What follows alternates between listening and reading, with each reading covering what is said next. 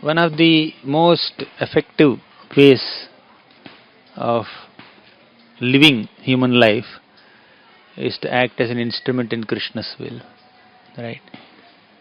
So this has been one of my recent contemplations, acting as an instrument in Krishna's will. As Krishna said in the Bhagavad Gita, 11th chapter, he said, Nimitta matram bhavasavya sachin. Be an instrument in my will, my dear Arjuna.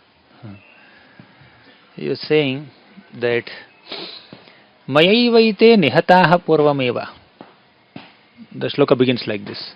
Tasmatva muttishta yasholabhasva jitva shatrun bhungshva rajyam samruddham Mayaivaite nihataha purvameva nimitta matram bhavasavya sachin.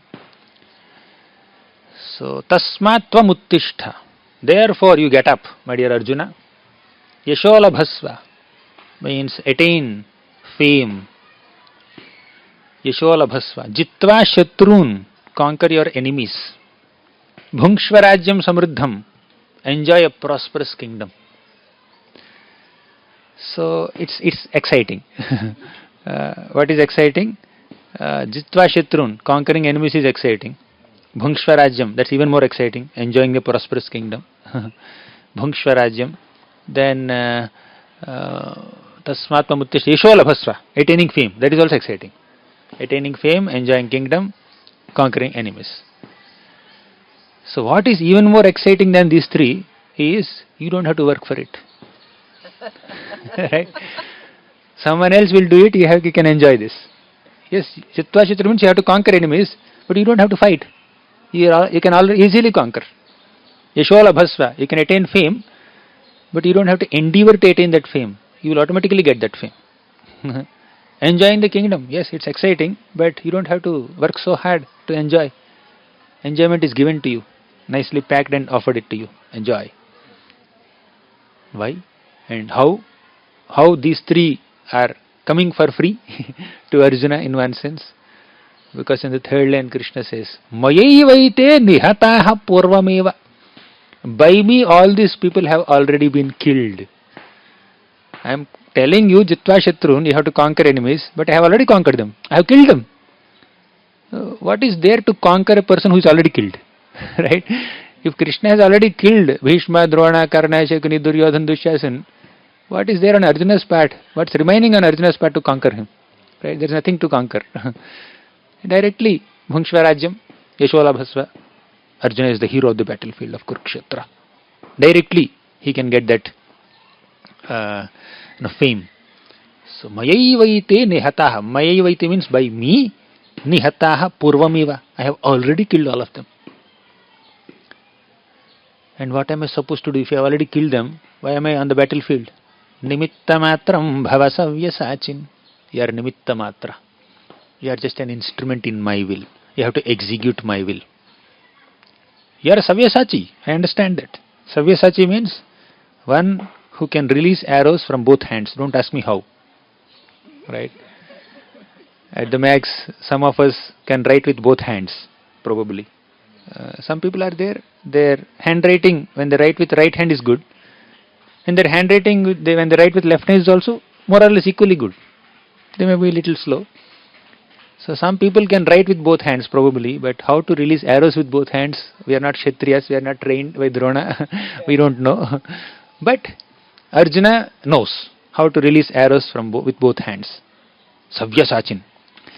Although Arjuna is expert, although he is Savyasachi, although he had so many military certificates, although he is the favorite student of Dronacharya, he is already a very well-known, famous warrior.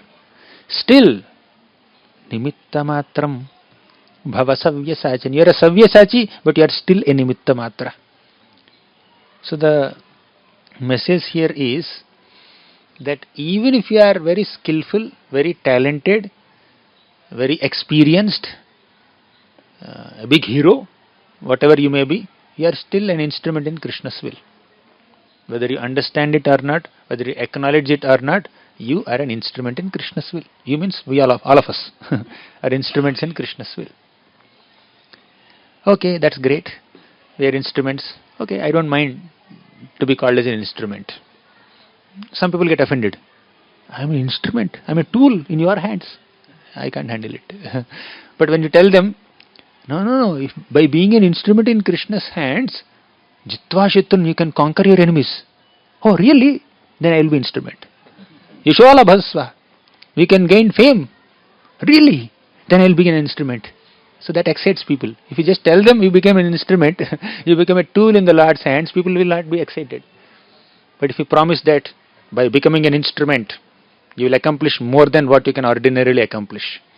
By becoming an instrument in Krishna's hands, you will gain fame, you will gain enjoyment, you will conquer your enemies, you will get credit which you cannot ordinarily get otherwise by your own talents. Then people will get excited. Yes, I will become an instrument in Krishna's hands. Right? So incentives are required for people. If I act as an instrument, what will happen to me? What will I get? What's the benefit? How will I be benefited?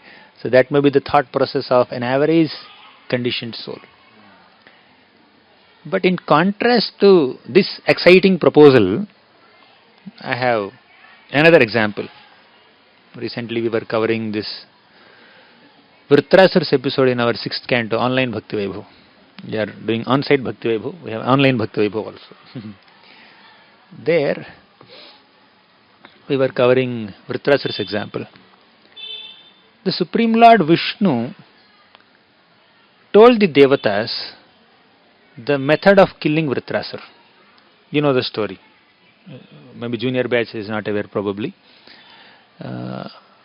Vritrasura was a great demon. In the past life he was a devotee, but somehow he took birth as a demon from sacrificial fire. And as soon as he appeared from the sacrificial fire, he was looking very fierce, and he immediately went to battlefield to kill the Devatas, especially Indra.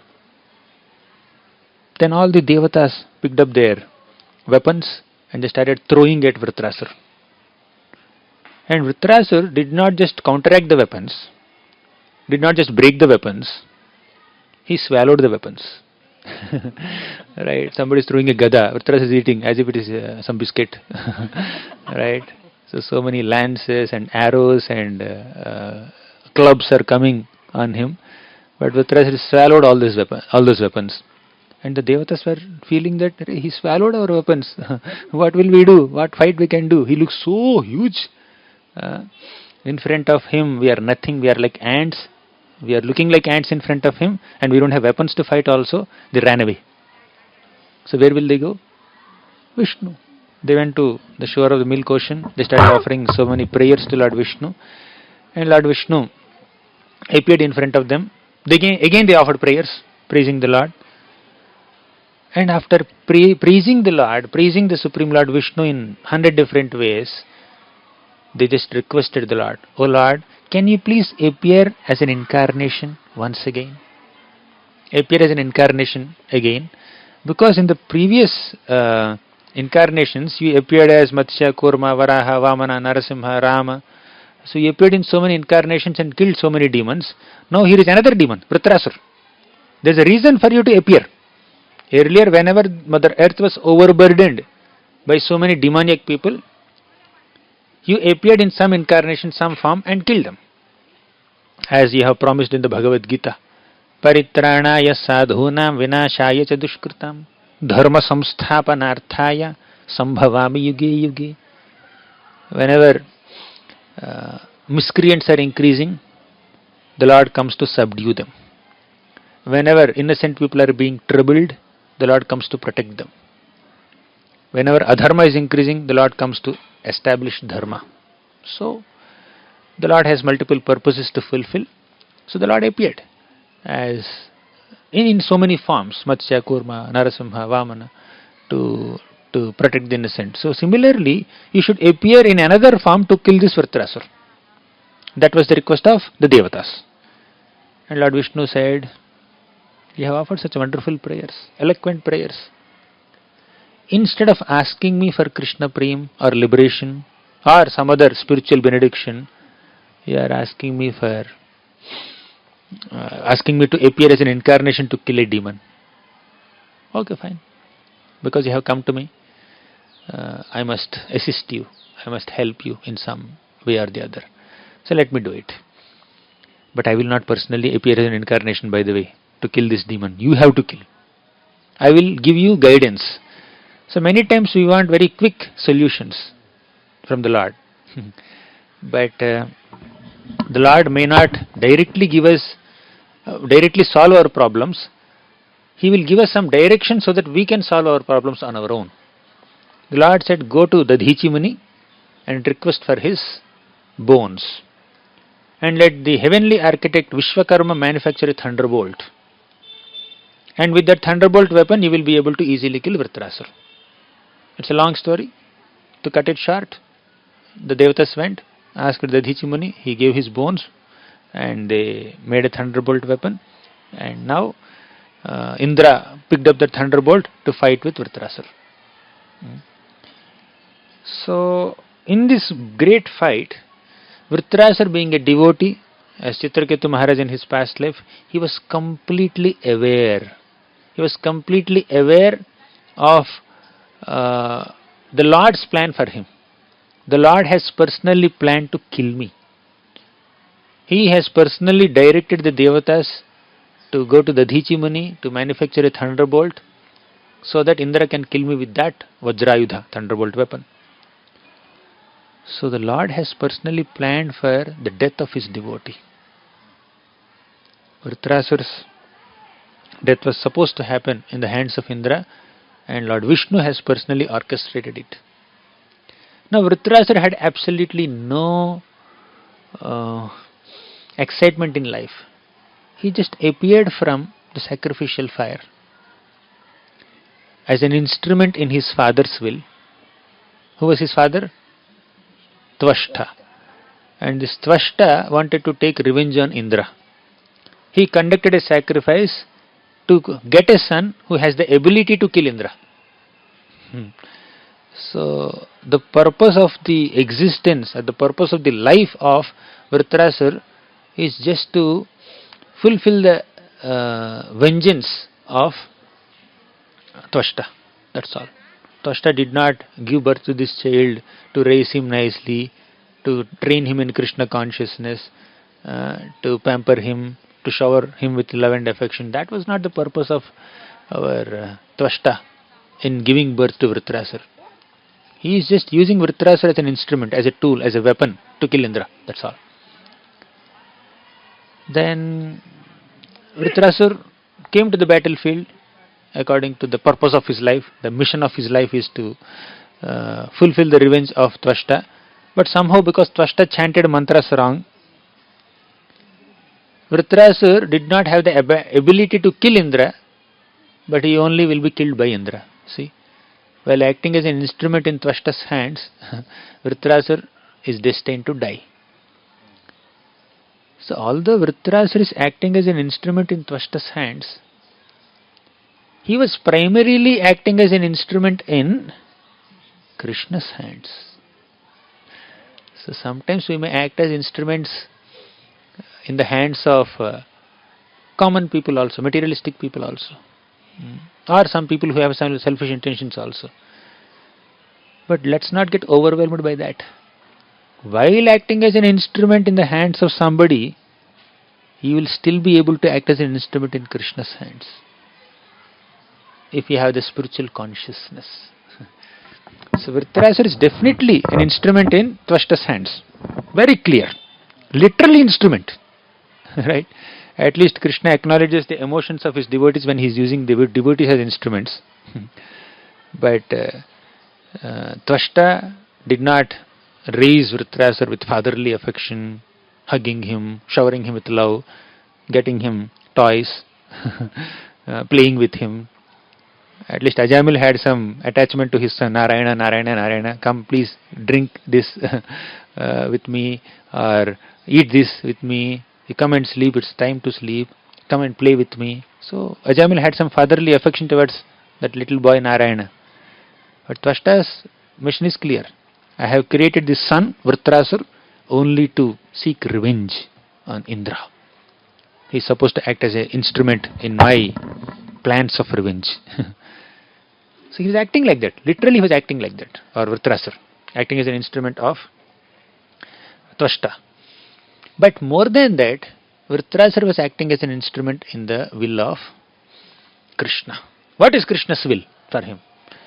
In the previous life, Vritrasura was Chitraketu Maharaj. He did not have a son. Later he became the son of some sage, some Brahmana who wanted to use him as an instrument. But in his past life, Vritrasura did not have a son.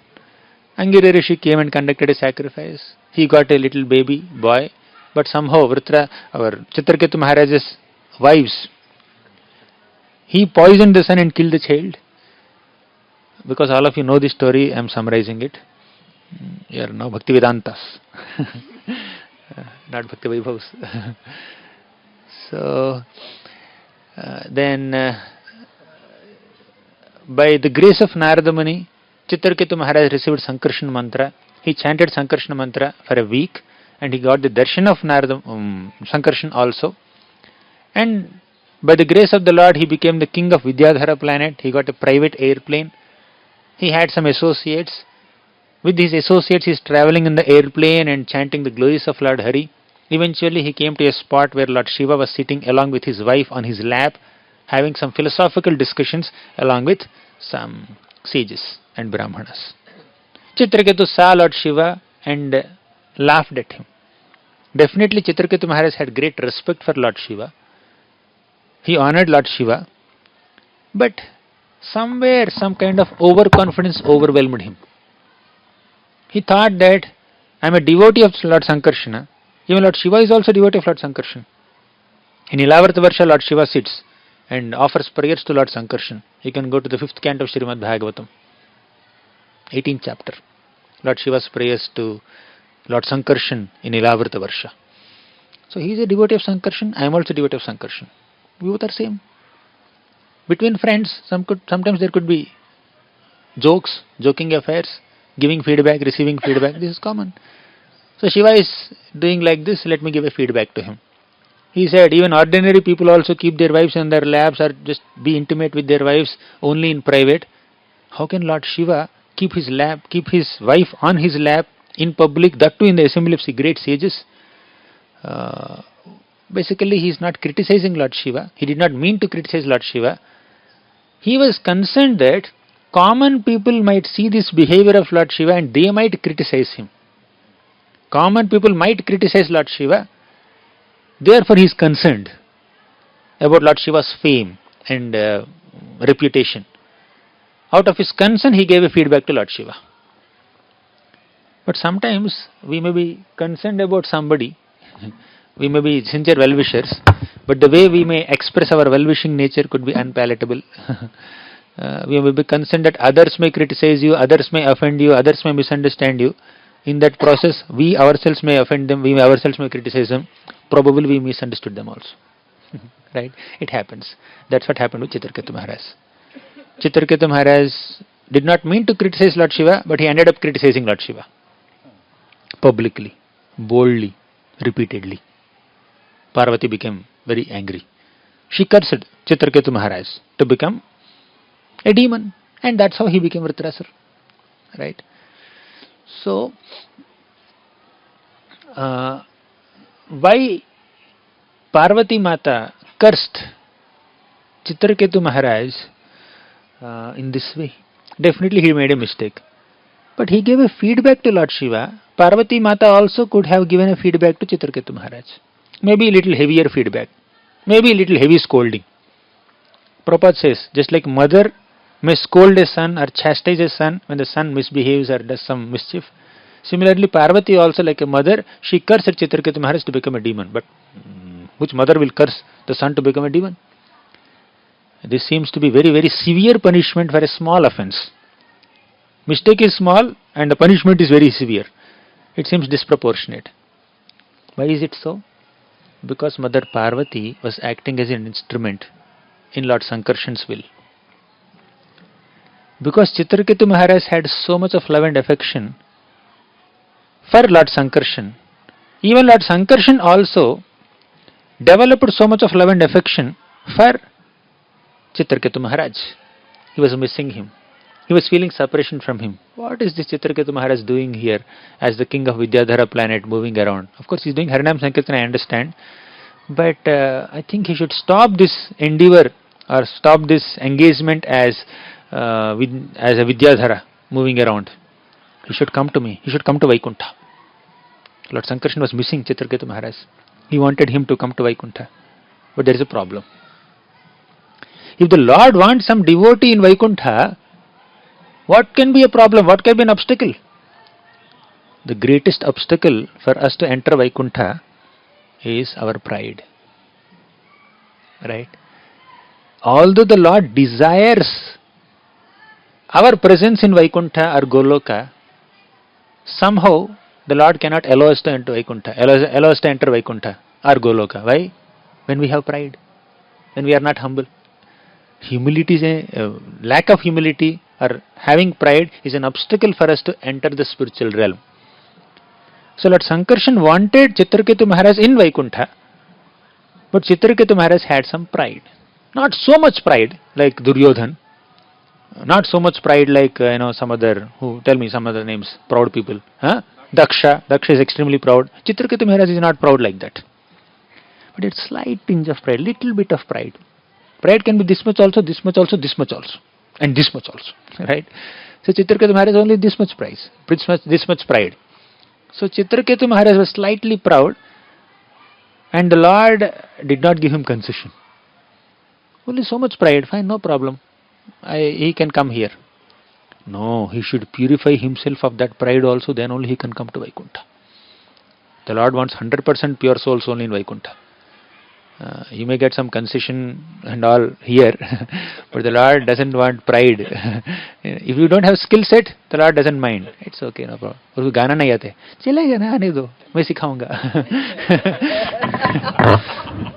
So the Lord can tolerate if you don't have skills, but the Lord doesn't tolerate if you have pride, if we are not humble. So the Lord teaches us we should be tolerant, but He will not tolerate when we have pride. Right? So the Lord wanted Chitraketu Maharaj to be purified of the tinge of pride also that he had. Therefore, he made Mother Parvati as an instrument in his will for Chitraketu and made her give a severe curse to Chitraketu Maharaj for a small mistake. One little comment he made, that's all, nothing more. Right? Somehow he made it in public. So he was cursed to become a demon, and in the next life he became a demon. Of course, he went and said sorry to Mother Parvati. Not to avoid the curse, he accepted the curse. See, he is really humble. He had the ability to counter curse Mother Parvati, but he accepted the curse. Or he could have negotiated. Lord Shiva was silent. He did not become angry. All the sages and even Narada Muni was sitting there, his guru. His guru did not become angry. Shiva did not become angry. Two Mahajans and many other sages sitting there, they also did not become angry. Only Mother Parvati became angry. Right? So Chitraketu Maharaj did not go to Mother Parvati and said, I'm sorry, please take back your curse. He did not say that. Or he did not gain sympathy. Narada Muni, please, thoda recommend karo. Shiva, see, your wife is punishing me very severely for a small mistake. You should tell your wife, counsel her. He did not say that also. He did not gain some sympathy or votes. Okay, I am sending a poll. Who will all agree that Chitraketu Maharaj should become a demon in next life? Who suggests that we should not be giving this kind of punishment to him? No opinion poll taken. Right? Complete monarchy, no democracy. Right? So if really a WhatsApp opinion poll is sent to all the sages sitting there, probably they would not have opted for Chitraketu Maharaj becoming demon. Okay, forgive him, give a smaller punishment. They would have said that. But they are also instruments in Krishna's will. Even Chitraketu Maharaj is also an instrument in the Lord's will to purify him of pride. Therefore, Chitraketu Maharaj readily accepted the curse from Mother Parvati. So for those whose consciousness is pure, for those who are humble and grateful, the Lord's inner motives, inner intentions are revealed to them. Otherwise, we can evaluate even the Lord's intentions also. Nothing can happen without the Lord's sanction, right? Isn't it? Everything happens by the sanction of the Lord. Why did this happen to me? Lord must not have sanctioned it. These people have done this. Yeah, you may identify the immediate cause of some unpleasant action, but ultimate cause is Krishna. Whether it is happiness or distress, ultimate cause is Krishna. So you see light here, right? In front of me there is some sunlight. The cause of this sunlight is sun. There is some shadow. Our Raghav Kirtan Prabhu's shadow is here. Right? Who is the cause of the shadow? Sun. Sun is behind him. Right? Because sun is behind him, we can see his shadow here. Because in this area, he is not so used to cover this whole area.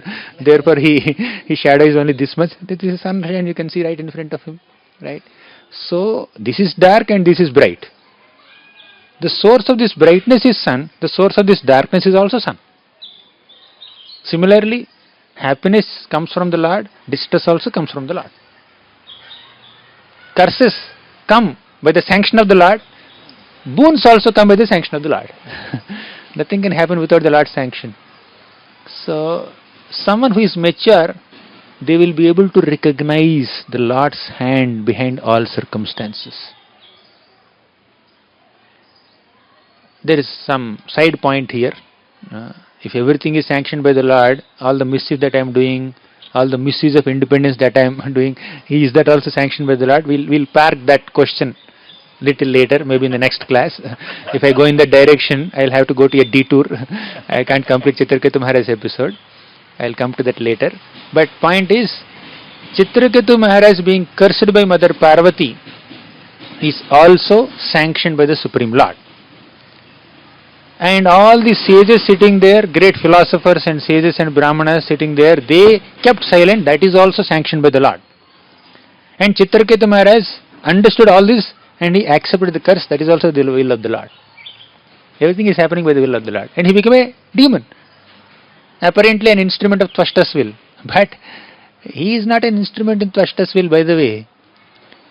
He is an instrument in Krishna's will. What is Krishna's will? What is Lord Sankarshan's will? I just said. Tell me. He wants him to come back. Correct. You are hearing very attentively. So, the Lord wanted Chitraketu Maharaj to come back to Vaikuntha. That is the Lord's will. And the Lord noticed that there is a slight tinge of pride in Chitraketu Maharaj's heart. Therefore, I must purify him by allowing him to become a demon for one lifetime. And this lifetime is not 1000 years. Not even 100 years. Not even 100 human years. His lifetime as a demon lasts only for a few hours. Right. He took birth from sacrificial arena, immediately went to the battlefield, fought with Indra, he was killed, matter closed. It's not that he had some Balya Leela, he got married, he got children, or he underwent so many threefold material miseries, nothing like that. So Chitraketu Maharaj's life as Vritrasura was very, very short. On the scale of eternity, it's not even a fraction of a fraction of a fraction of a second. So immediately he went back to Godhead. Right? So apparently it seems that Itna Anyaya, the Lord doesn't know how to do justice to his surrendered, dedicated, unflinching devotees. How can the Lord allow Chitraketu Maharaj to become a demon? No, I'll become his lawyer. Right? I'll fight. I'll fight in this court case. Let me prove that the Lord's decision is wrong. Before you do that, Chitraketu is already in Vaikuntha. Right? So the decision is already made. So, What, oh my God? Okay. Okay, sorry. I am not so updated about.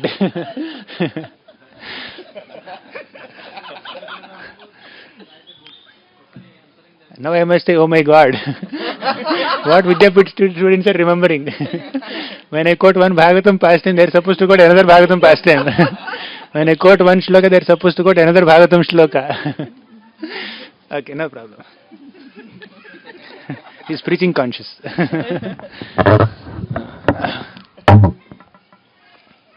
So Chitraketu Maharaj became Vritrasura without any negotiations with Mother Parvati or Lord Shiva or with the sages. And now apparently he became instrument in the will of whom? Tvashta. But actually Tvashta is an instrument in Krishna's will. In conducting that sacrifice and chanting the mantras wrong so that Chitraketu Maharaj can take birth there. Isn't it? Apparently Hiranyaksha and Hiranyakashipu were born because of Diti's mistake, because of Kashyapa's mistake. But in the ultimate sense, Diti and Kashyapa are acting as instruments in the Lord's will so that the Lord can get fighting pleasure by fighting with Hiranyaksha and Hiranyakashipu in the form of Varaha and Narasimha. You know this, right?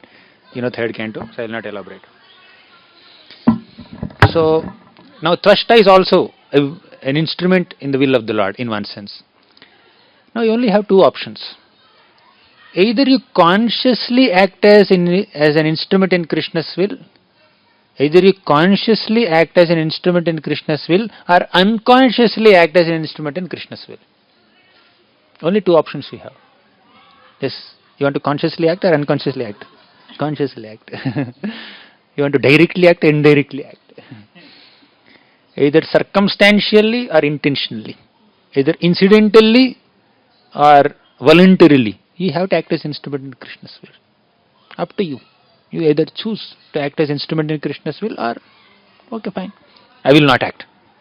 By not acting, by consciously not acting, by voluntarily not acting as an instrument in Krishna's will, you are acting as an instrument in Krishna's will.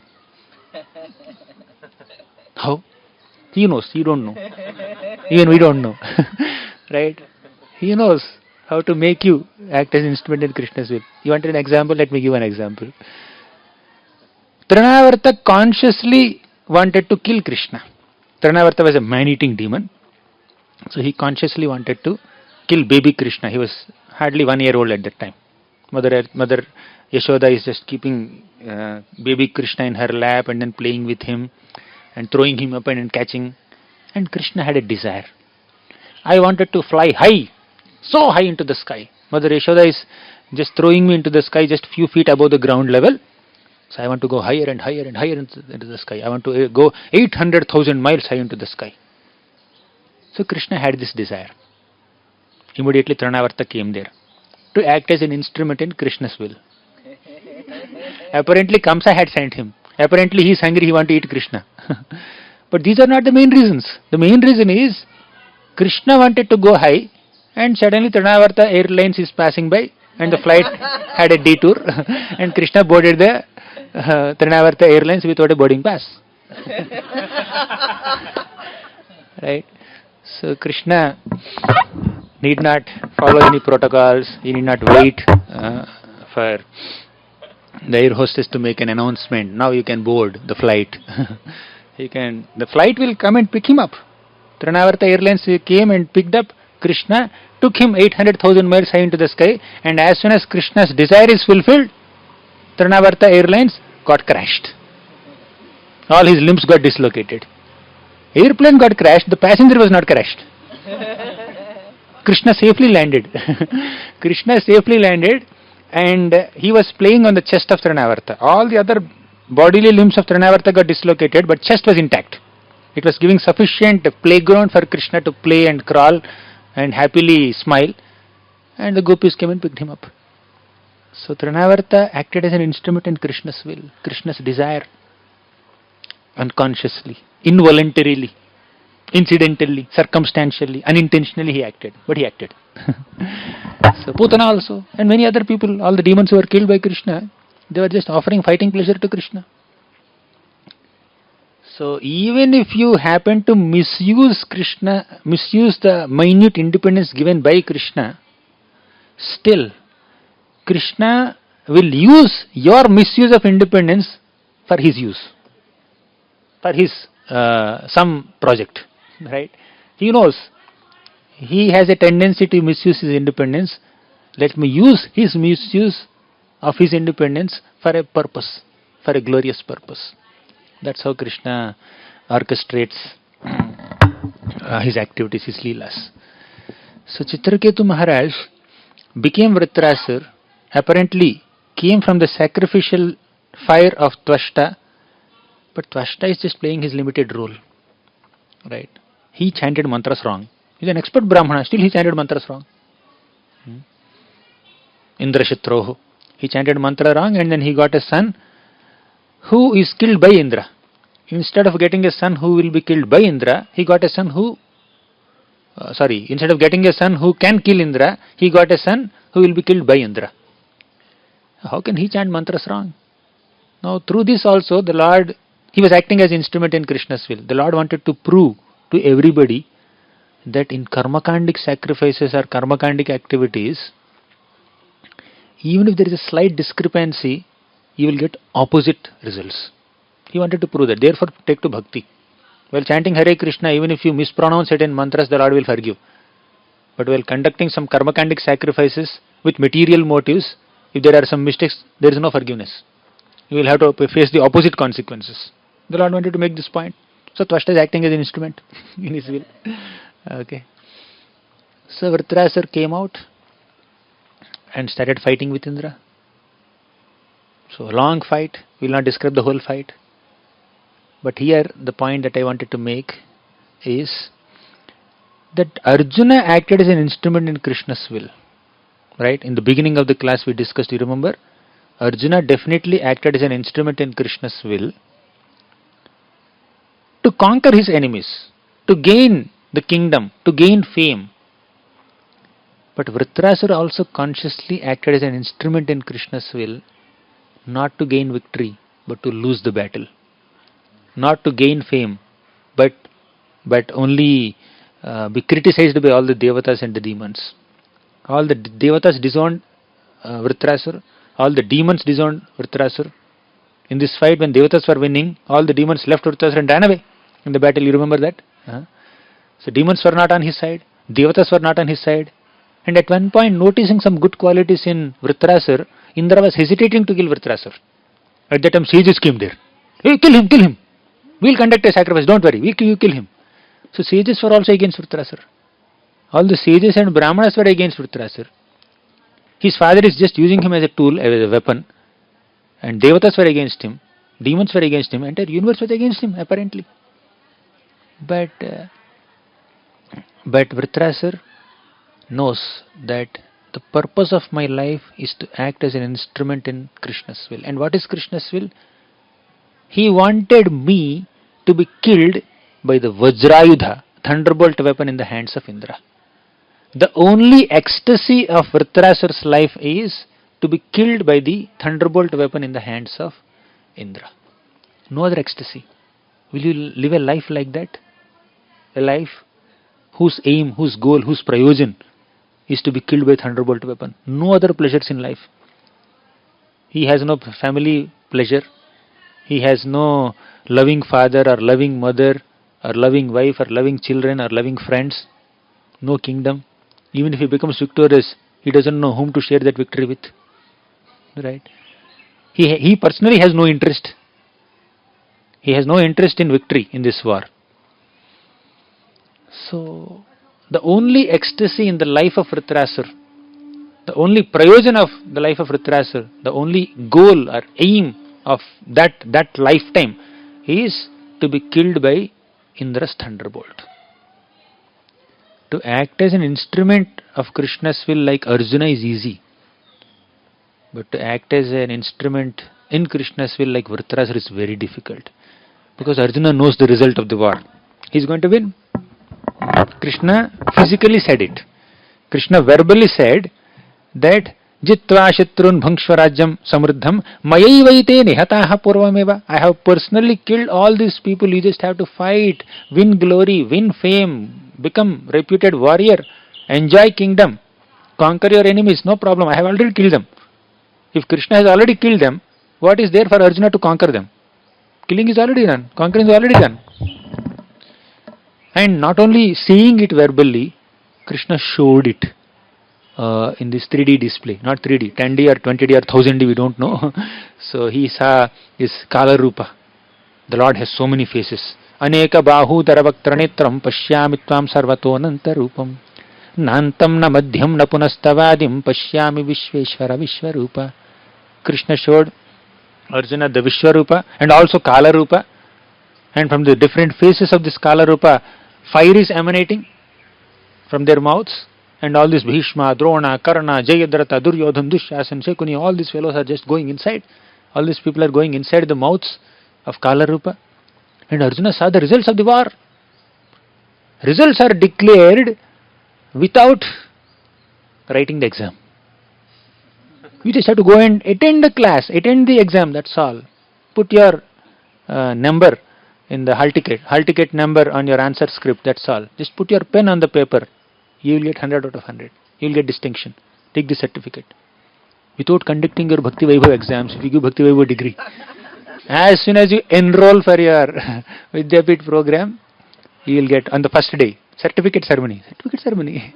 Yeah. Bhakti Vaibhav, Radha Rasikaraj Prabhu, Gopinath, Rasikaraj Gopinath Prabhu gets this certificate. Bhakti Vedanta graduate. So Krishna. You already received it? How? Oh, they submitted. Yeah. No, I am saying first day. He did not have the certificate on the first day, right? I am saying first day. He guessed that you will clear. Therefore, he made the certificate ready. No. Bhakti Vaibhav is done. Bhakti Vedanta is pending. Okay. He may get excited, therefore I am clarifying. Anyways, so on the first day of the course, nobody will conduct a certificate ceremony. We will only conduct an orientation program, right? He had orientation program. But before the war began, Krishna declared the results. Jitva shatrun bhungshva rajyam samruddham. War abhi tak hua nahi. And you are saying, Bhungshvarajyam Samurdham, enjoy a prosperous kingdom. How will I enjoy a prosperous kingdom before even winning the battle? Before even beginning the battle? Krishna said, Mayaivaite nihataha purvameva. I have already killed all of them. And what am I supposed to do? Nimitta matram bhavasavya sachin. You just be nimitta matra. You just act as an instrument in my will. I have killed them, you manifest their death. Right? So, for Arjuna, things are very easy. Krishna already told him that you will win in this war.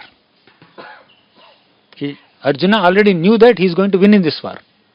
So, he is happily acting as an instrument in Krishna's will. Skarishye vachanam tava. But Vritrasura, he already knew that he is going to lose the war. He will be killed in the war. Still, he is excited to fight. You see. And we are not minimizing Arjuna's position, by the way. I am only saying that if we are in Arjuna's position, we will be more comfortable than when we are in Vritrasura's position. Both are exalted devotees, no doubt. Even if Arjuna knows that he is going to lose the battle, he would have been an instrument in Krishna's will. Okay? But somehow in that case, Arjuna knew that he is going to win the battle and he acted as an instrument in Krishna's will. But another Vaishnava, Vritrasura, he knew that he is going to lose the battle, he will be killed in the battle, still he acted as an instrument in Krishna's will. So this is the mentality of a Vaishnava, or this is the consciousness or mindset of a Vaishnava. Whether you know the outcome or not, whether you will get a favorable or palatable outcome or not, irrespective of the outcome, you are willing to act according to Krishna's instructions, Krishna's expectations.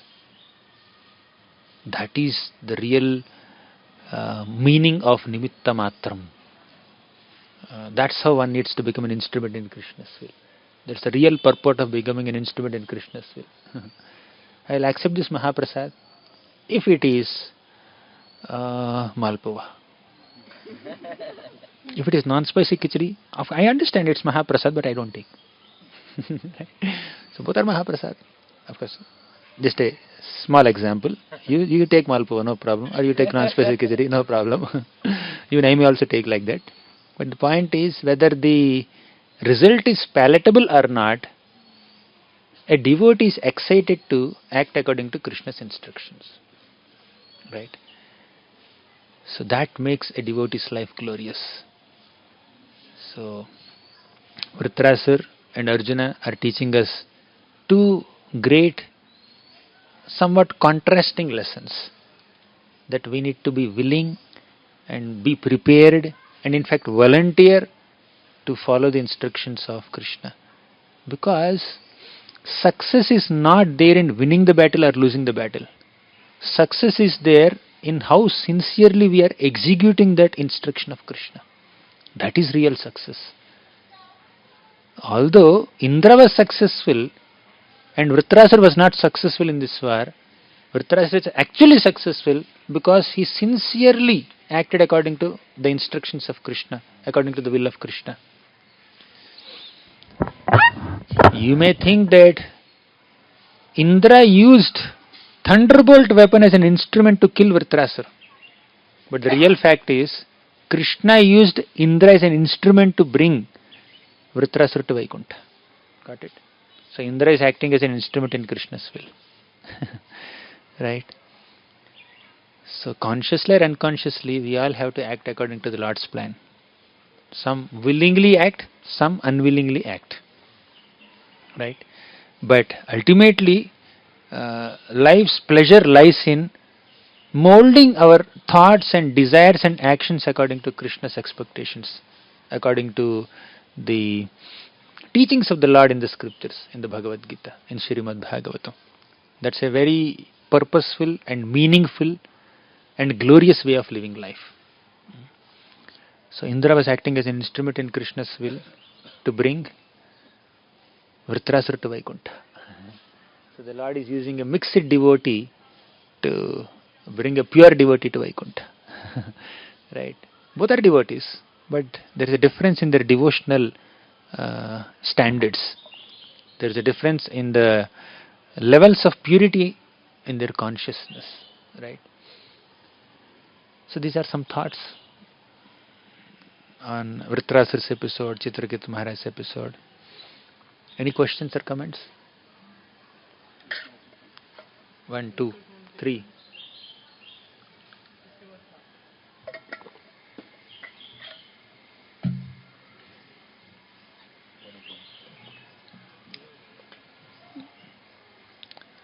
You can ask.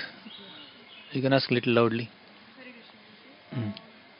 Sometimes because of Hare Krishna, sometimes because of our false ego, we don't want to be surrendered to the will of Krishna. But as you said, that willingly or unwillingly, consciously or unconsciously, you have to be surrendered to the will of Krishna. Attentively or inattentively, we have to finish 16 rounds.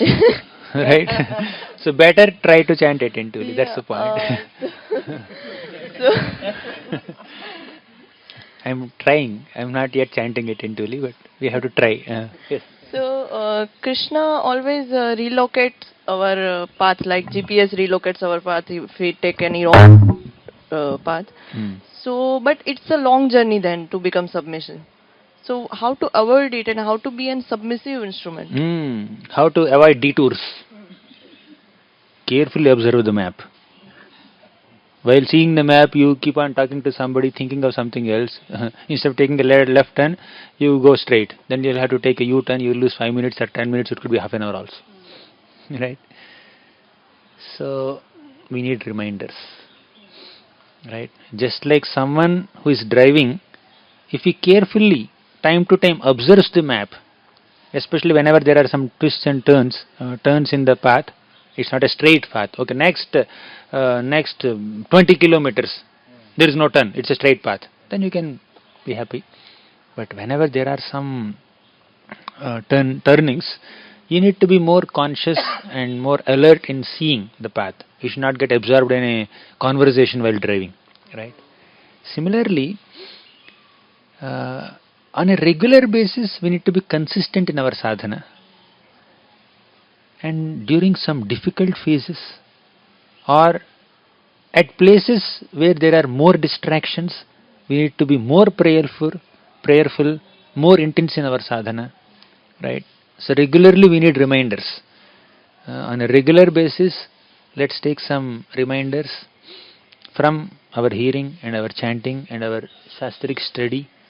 Right? You may write notes as the class is going on. You have to refer it also in future. So you have to re-refer to it. Okay, this problem is there. Now you are collecting so many lessons and writing them down in your notes. But remember where you have kept which file. So after 5 years or after 10 years, life throws at you some situation where what you have written in this page today or yesterday will come to your rescue. Right? You should remember where you have kept what, or in which canto which character is there, in which book which sloka is there, to illuminate my insight on this particular pastime. Right? And it's not just in the memory, it should sink into the heart also. So the ultimate result of our sadhana and swadhyaya is we come to a stage where we spontaneously apply these principles on the spur of the moment. You understand what is spur of the moment? Not that you will be given so much time to reflect and then respond. Sometimes you have to instantly respond. Just like in a classroom, the teacher will ask a question, immediately you have to respond with an answer. But sometimes the teacher will say, next week there is a test, you can go and prepare, 1 full week you prepare. Then you go for the test. Sometimes life throws at us that kind of tests, where you have some preparation before attending the exam. But sometimes life throws at us situations where you have to spontaneously respond to a situation on the spur of the moment. So, how accurately and how maturely you will respond on the spur of the moment depends on how intensely you have practiced your sadhana.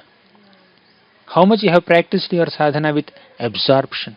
How much you have internalized all the lessons through your hearing and studying. Right? So, simple answer to your question is, be fixed up in your swadhyaya, in your sadhana, in your seva, in your sadachar, all the 5 S's. So just by sincerely doing our sadhana, we will be able to act appropriately on the spur of the moment. Make sense? One more question. Everything is Krishna's will, so sometimes we justify our free will as Krishna's will. That is sarva karana karanam. I am not doing anything. It's Krishna's will. Correct. So how to? That's why I raised the question in the middle. I kept it in parking. It will be a long discussion. Okay. But anyways, I'll give a short answer. How do we ascertain whether what we are thinking, what we are speaking and what we are doing is Krishna's will or my will or my misuse of independence? Ultimately it's under the umbrella of Krishna's will, but sometimes or many times in the case of a conditioned soul, a thought or a desire or a word or an action comes out of one's own material mindset. So it is Krishna's expertise that he may utilize someone's tendencies or someone's svabhava for a practical cause, but the person who is actually acting according to one's svabhava is responsible for one's own mistakes he has done. Right? It is his expertise. For example, he is going there for some work. He may be going there for a wrong work, right? But I noticed him getting up and then going. I will say, okay, can you please give this object to that person there? Okay. I have some positive activity, but I may engage someone who may be intending to do a negative activity to do this positive activity because he is anyways going there, right? Of course, he doesn't have any intention not to do any bad activity. Just an example, right? So the Lord may be expert enough to utilize even the negative tendencies of people also to bring out some positive outcome and make them as instruments in some bigger scene. Just like Daksha had a very poor mentality. He had some expertise. Krishna utilized that expertise in some service, but Daksha is responsible for the mistakes he has done, the offenses that he has committed in the 6th canto, 4th chapter. right? So, in short, when we are thinking or speaking or doing any actions according to Krishna's instructions, the results are Krishna's responsibility. Means Krishna is responsible for the results, because we acted according to his intentions, his instructions. Krishna becomes responsible for the results. But when we are acting while ignoring Krishna's instructions, we become responsible for the results. Right? Ultimately, Krishna is responsible because he has made this system. Because he is a system creator, he is responsible. Right? But primary responsibility lies within us because we have consciously acted in this way by misusing our independence. I hope this is clear. Right? When I am taking a decision or doing an action according to Krishna's instructions, what are Krishna's instructions? Whatever he said in Bhagavad Gita, Bhagavatam, they are Krishna's instructions. That is Krishna's will. If I am aligning my thoughts and words and actions according to Krishna's injunctions in the Shastras, then he is responsible for the consequences of my actions. He is responsible, not me. Because I acted according to his will. Right? If he tells him, do this, and he obediently did it, okay, then he is responsible for the results, not he. Right? But if he is acting whimsically against his instructions, then he is responsible for his actions. So if we act by ignoring Krishna's instructions, we are responsible for the consequences, the negative consequences. But if we act according to Krishna's will, he is responsible for the actions. So how much are we aligned with Krishna's instructions? That we have to check. Don't justify, just reflect, just introspect. Whether we have acted according to Krishna's instructions or not, whether your actions are in line with the instructions of Guru, Krishna, Vaishnavas, Shastra, Guru, Sadhu, Shastra or not. So to the degree your actions are in line with the principles taught by Guru, Sadhu and Shastra, to that degree Krishna is responsible for the consequences of your action. To the degree we are deviant, we are getting deviated from the instructions of Guru and Sadhu and Shastra, to that degree we are responsible for our actions. Make sense? Okay. Any other question? Yeah. Is to help lust, anger, and greed. So oftentimes today class about the pride. These are Why this is not a gate to hell, right? Is that the question? maybe that is the byproduct question, Prabhuji. That is also. Sorry, I became over enthusiastic to guess your question. Not like that, Prabhuji. Like these are the subtle things, but oftentimes everything is correlated with the lust. Lust is the root cause of everything. But distinguishing of the anarthas are little bit how I don't know how to do it, Prabhuji. Will you? Like pride is a subtle form of the lust, or like separately it is existed factor. We have to have separate and elaborate discussions on each of the anarthas. Right? Yes, that is a needed. So they are connected with each other definitely, but they also have their own individual flavors. But they are connected. You see, Krishna says in the Bhagavad Gita, Dambho darpo bhimanascha krodha parushyameva ajnanam cha abhijatasya partha sampadamasurim. So all this dambha, darpa, abhimana, means pride, deceit, arrogance, all these are connected to each other. Parushyam. When internally you have dambha or pride, externally it will manifest as parushyam, harsh speech. They are connected to each other. We can discuss separately on the interconnections between the anarthas. Any other question? You had a question, Madhus? Answer. Okay. Should I ask? So, Prabhuji, what will be the good attitude or mood or prayer to be an instrument in the hand of Guru and Krishna? Submissiveness. To act as an instrument in the hands of, say, Guru, you need to be submissive to Guru. Krishna said in the Bhagavad Gita, Tadvidhi pranipatena pariprashnena sevaya Pranipata Pariprashna Seva. Right? You are doing Seva. Before Seva you may be inquiring. Pariprashna. But before these two, you should have Pranipat. Offer obeisances.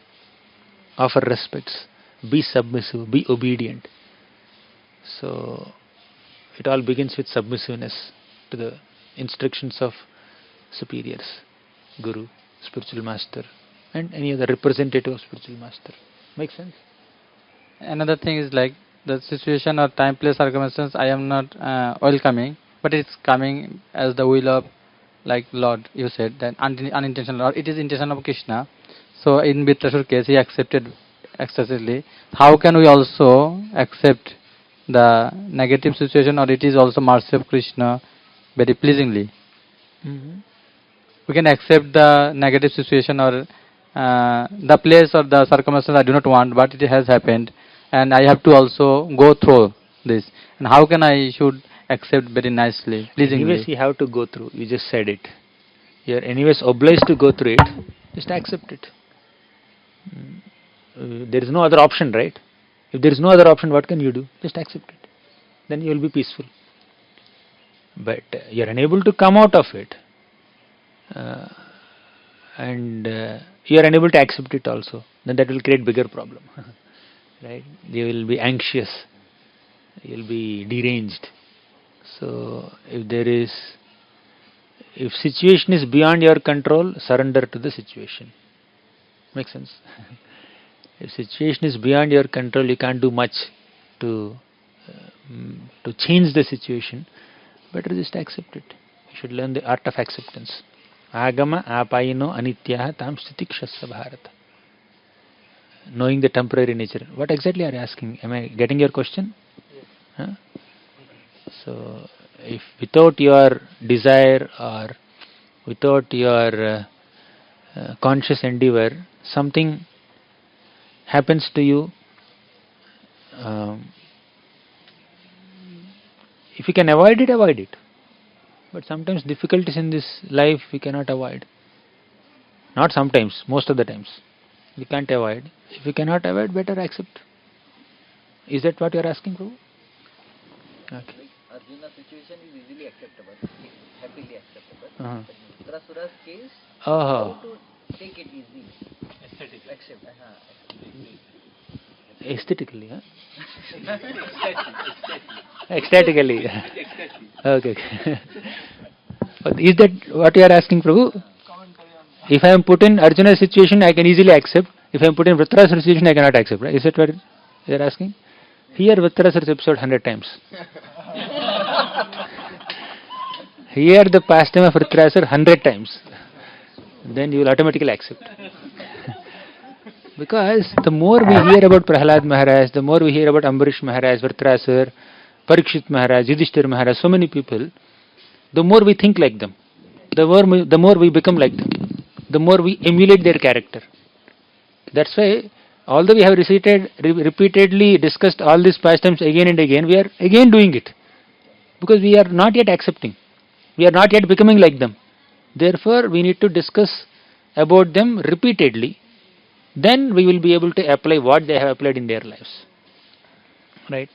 So repeated hearing will make you like them. You want to become like them? If you don't want to become like them, don't hear. Okay? I can't be like Vritrasura. Don't hear about him. Be like someone else, right?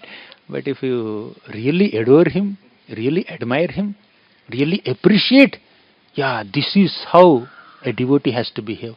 I also need to come to this standard. They need to repeatedly hear about him, read. You're getting courage? Oh, give me also some courage.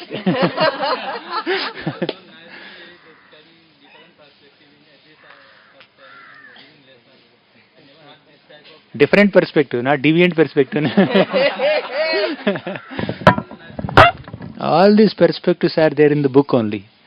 We'll be exposed to all these perspectives the more you repeatedly read them.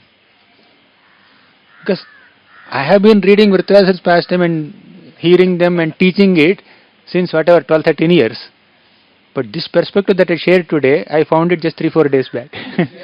While giving Bhakti Vaibhav class, I suddenly got this thought. I suddenly compared him with Arjuna. Oh, really? It's a point. So Krishna will reveal, right? You just have to repeatedly revisit Bhagavatam, and Bhagavatam, Krishna in the form of Bhagavatam will reveal more and more from the same pastime, from the same book, from the same shloka, right? So repeatedly revisit these pastimes to know more, to go deeper, to dive deeper. In Vidyapith, you are seeing this ocean of Bhagavatam, or you are nicely swimming or traveling in this ocean of Bhagavatam from this shore to that shore, first canto to 12th canto. But you are only traversing on the surface, but going deep, whole life is there for you. You should dive deep, not just going from first canto, first chapter, first shloka, Janmadyasyatah, all the way to last canto, last chapter, last shloka. You can go like this, but diving deep, going deep, whole lifetime is there. Don't think that just by completing this Vidyapith course, you are done with Bhagavatam study. It's a beginning. Right? What is there? Hindi mein? Ye ant nahi hai, arambh hai. Right? But this is ant for our class today. Okay, we'll conclude. Granthara Srimad Bhagavatam ki jai, Srila Prabhupada ki jai.